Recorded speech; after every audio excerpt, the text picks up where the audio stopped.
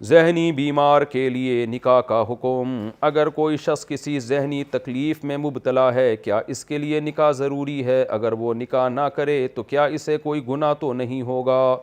عمیر صاحب کشمیر سے۔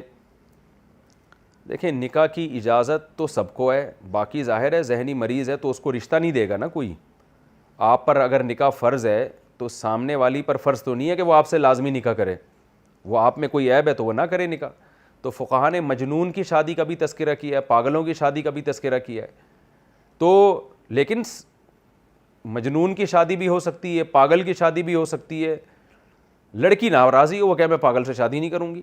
بعض دفعہ یہ ہوتا ہے کسی حکمت کے تحت، جیسے ایک مجنون ہے لیکن بہت کروڑ پتی گھرانے میں ہے، تو اس کے ماں باپ کہتے ہیں کہ ہم، کیونکہ ڈیزائر بہارا ہوتی ہیں، ان کو خطرہ ہوتا ہے کہ یہ بیمار نہ پڑ جائے، اس میں شہوت اتنی زیادہ ہے، یا کوئی زنا نہ کرنا شروع کر دے، تو وہ پھر لالچ دے کے شادی کرا لیتے ہیں اس کی۔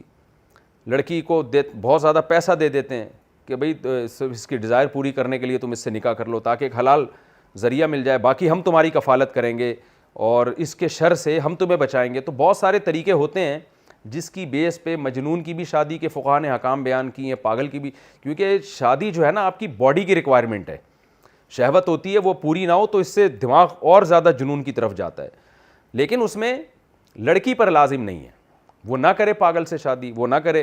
تو کوئی شخص بھی ذہنی تکلیف میں مبتلا ہے، اگر وہ سمجھتا ہے میرے لیے شادی ضروری ہے تو وہ رشتہ تلاش کرے۔ لڑکی والوں کو اگر اپنا فائدہ اس سے شادی میں نظر آئے گا تو کریں گے، اور وہ سمجھیں گے اس کی ذہنی تکلیف سے ہمیں تحفظ کیسے مل سکتا ہے تو وہ تحفظ بھی حاصل کریں گے، نہیں مل سکے گا تو وہ نہیں کریں گے۔ تو نکاح کی ہر ایک کو اجازت ہے، سامنے والے کو سمجھ میں نہیں آ رہا وہ انکار کر دے تو آپ کوشش کرتے رہیں، کوئی راضی ہو جائے تو ٹھیک ہے، نہیں راضی ہو تو اس کی مرضی ہے۔ جب تک راضی نہ ہو، نکاح کا بندوبست نہ ہو، تو قرآن نے کہا ہے روزے رکھے جائیں کثرت سے، حدیث نے کہا ہے، اور صبر کیا جائے۔ ناجائز کی طرف جانا ناجائز کی طرف جانا جائز نہیں ہے۔ باقی ایسے شخص کے لیے نکاح کی کوشش ضروری ہے یا نہیں ہے؟ تو اگر زنا کا خطرہ ہے پھر تو کوشش لازمی ہے، ایسے شخص کے لیے زنا کا خطرہ نہیں ہے پھر کوشش لازمی نہیں ہے۔ کپڑا دھونے کے باوجود داغ رہ جائے تو کیا وہ پاک شمار ہوگا؟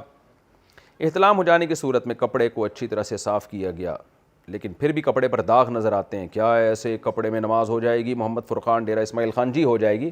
اگر اچھی طرح سے رگڑ لیا ہے تو پھر بھی نشان نہیں ختم ہو رہا تو پھر اس میں ٹینشن لینے کی ضرورت نہیں ہے، وہ پاک ہی سمجھا جائے گا۔ جیسے بلڈ لگا ہوتا ہے کپڑوں پہ، آپ نے اچھی طرح رگڑ لیا، صابن سے دھونا ضروری نہیں ہے، آپ نے اچھی طرح ہاتھ سے بلڈ کو رگڑ لیا پھر بھی نشان نہیں جا رہا تو پھر معاف ہے۔ ہاں اچھی طرح رگڑا نہیں ہے پھر وہ معاف نہیں ہے۔ اللہ کے ہاں دیر ہے اندھیر نہیں، کیا یہ کہنا درست ہے؟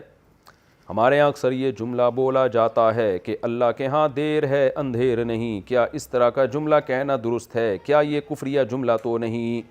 رضوان صاحب رضوان احمد وکاڑہ سے، نہیں جی کفریہ جملہ نہیں ہے، اور یہ قاعدہ کلیہ بھی نہیں ہے۔ عموماً ہوتا ہے ایسا کہ بعض دفعہ اللہ تعالیٰ دیر سے دیتے ہیں، جیسے قرآن میں بھی آتا ہے نا کہ وَمَن يَتَّقِ اللَّهَ يَجْعَل لَّهُ مَخْرَجًا وَيَرْزُقْهُ مِنْ حَيْثُ لَا يَحْتَسِبُ وَمَن يَتَوَكَّلْ عَلَى اللَّهِ فَهُوَ حَسْبُهُ إِنَّ اللَّهَ بَالِغُ أَمْرِهِ قَدْ جَعَلَ اللَّهُ لِكُلِّ شَيْءٍ قَدْرًا۔ کیا مطلب؟ تقوی اختیار کرو، اللہ جو چاہے گا تمہیں نعمت دے گا وہ، لیکن اللہ نے ہر چیز کا ایک ٹائم رکھا ہوا ہے۔ تو یہ قرآن کی یہی آیت ہے جس کو ہم اردو میں یوں کہتے ہیں دیر ہے اندھیر نہیں ہے۔ کیا مطلب؟ اللہ جب تمہیں کچھ نوازنا چاہے گا، دینا چاہے گا، اللہ کر کے چھوڑے گا وہ کام، لیکن ہر چیز کا ایک ٹائم ہے۔ تم کہہ رہے ہو ابھی مل جائے، ضروری نہیں کہ فوراً ملے گا، تھوڑا ٹائم سے ملے گا، اللہ تمہیں آزمائے گا۔ لیکن یہ قاعدہ کلیہ نہیں ہے کہ ہمیشہ دیر ہوتی ہے، بعض دفعہ اللہ فوراً دے دیتا ہے، بعض دفعہ اللہ دیر سے دے دیتا ہے۔ تو اس جملے کا صحیح مطلب بھی ہو سکتا ہے، غلط بھی۔ صحیح مطلب یہی ہے جو میں نے بیان کیا، اور اگر کوئی اور اس کا مطلب لے رہا ہے کہ اللہ ہمیشہ لیٹ ہی دیتا ہے، کبھی جلدی دے ہی نہیں سکتا، تو یہ غلط مطلب ہے ظاہر ہے، پھر یہ ٹھیک نہیں ہوگا ایسا کہنا۔